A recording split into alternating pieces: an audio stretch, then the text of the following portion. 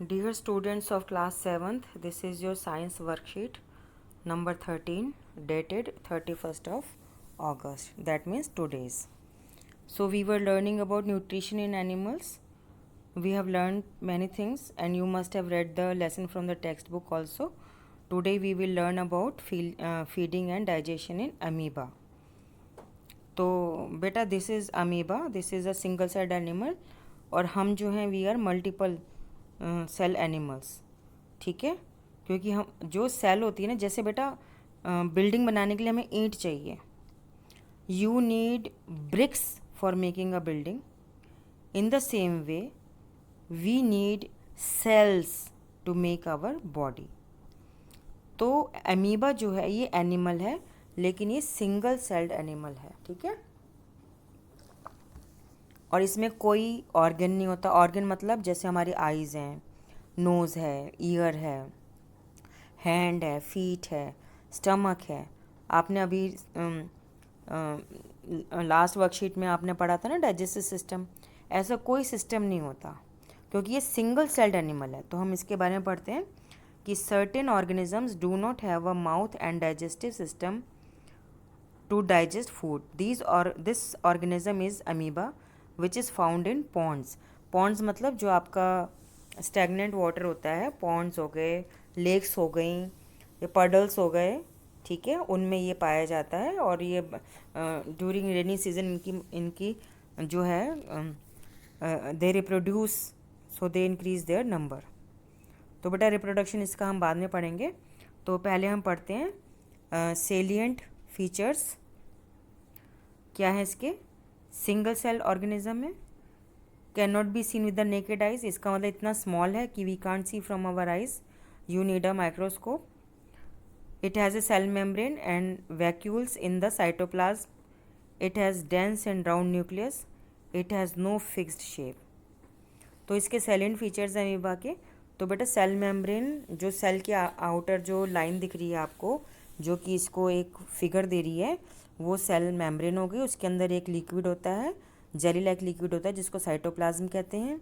और इस सेल को काम करने के लिए एक ब्लैक कलर का इसके अंदर एक स्मॉल ऑर्गेनेली होता है। ऑर्गेनेली किस लिए बोलते हैं, क्योंकि इसमें ऑर्गन तो होते नहीं, तो ऑर्गन जैसा हो गया ना ऑर्गेनेली, तो वो न्यूक्लियस हो जाता है, डेंस एंड राउंड। और इसकी कोई फिक्स शेप नहीं होती क्योंकि ये अपने फूड को देख के अपनी शेप चेंज करता है। बेटर होगा अगर आप इस फिगर को अपनी टेक्स्ट बुक में से देखें, ठीक है। Now feeding and digestion in amoeba, feeding and digestion in amoeba. तो इसके बारे में पढ़ते हैं कि amoeba changes its shape and position constantly bye pushing out finger like projections called pseudopodia. तो बेटा अमीबा के अंदर क्योंकि ऑर्गन्स नहीं होते, तो ये अपनी जो सेल मेम्ब्रेन है उसी को इस तरह से मूव करता है कि ये फिंगर लाइक स्ट्रक्चर बनाता है, जिसको हम सूडोपोडिया कहते हैं, या हिंदी में इसको कृत्रिम पाद या इंग्लिश में फॉल्स फीट भी कह देते हैं। And captures some microscopic organisms, क्योंकि खुद ही इतना बारीक है तो बड़े बड़े तो किसी चीज़ को नहीं खाएगा ना, ये तो माइक्रोस्कोपिक खुद ही है ना, स्मॉल साइज़ है, तो ये स्मॉल साइज़ पार्टिकल्स को ही खा पाएगा।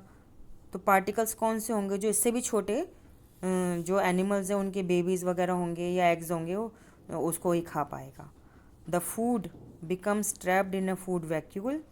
Digestive juices are secreted into the food vacuole which acts on the food.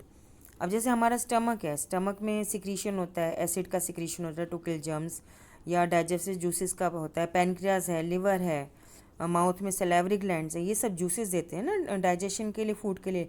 लेकिन अमीबा में क्या होता है कि जिस फूड वैक्यूल में, जैसे आप ये फिगर बुक में देखेंगे, फूड वैक्यूल के अंदर फूड ट्रैप होता है, तो ये ऑटोमेटिकली फूड वैक्यूल में ही अपने आप ही डाइजेस्टिव जूसेस निकलते हैं जो कि इसका डाइजेशन करते हैं। अगर आपको याद हो मैंने डाइजेशन क्या बताया था, breaking down into simpler substance.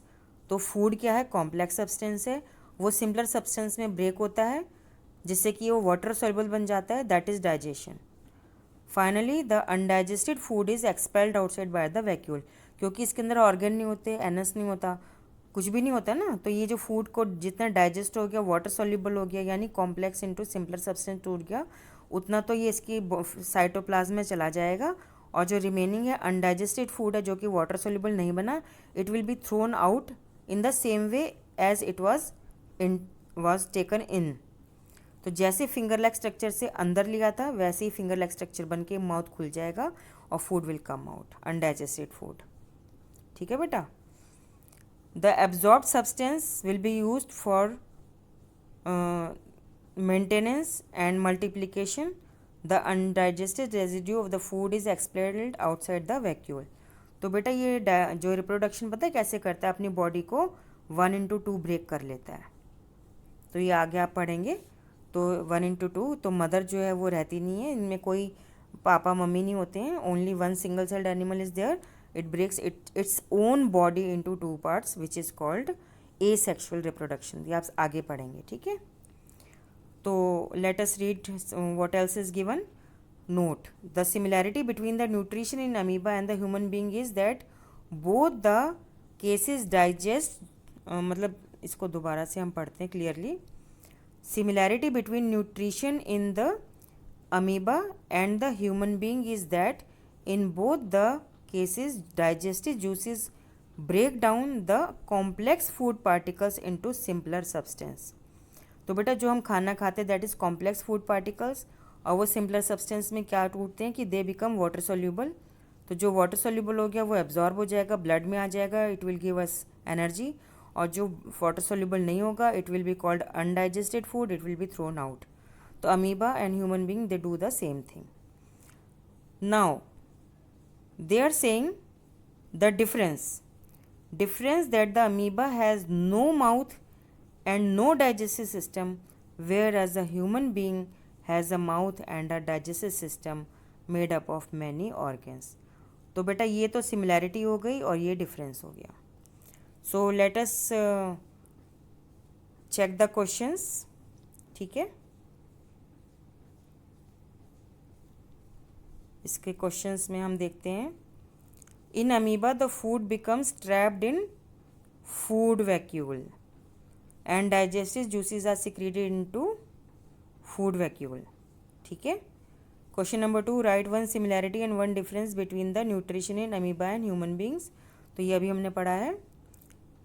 Define pseudopodia and और द फॉल्सफिट, ये हमने यहाँ पे पढ़ा था अभी, सूडोपोडिया फॉल्सफिट। ठीक है बेटा, तो इसको आप just read the worksheet, go through the lesson and try to attempt the question answer. And you keep yourself safe from COVID-19 pandemic because it is still very well going on. So you must wear mask whenever you leave your home and maintain the social distance of 2 yards। ठीक है, and wash your hands whenever you come back home, then you wash your face, feet, change your clothes also। okay बेटा।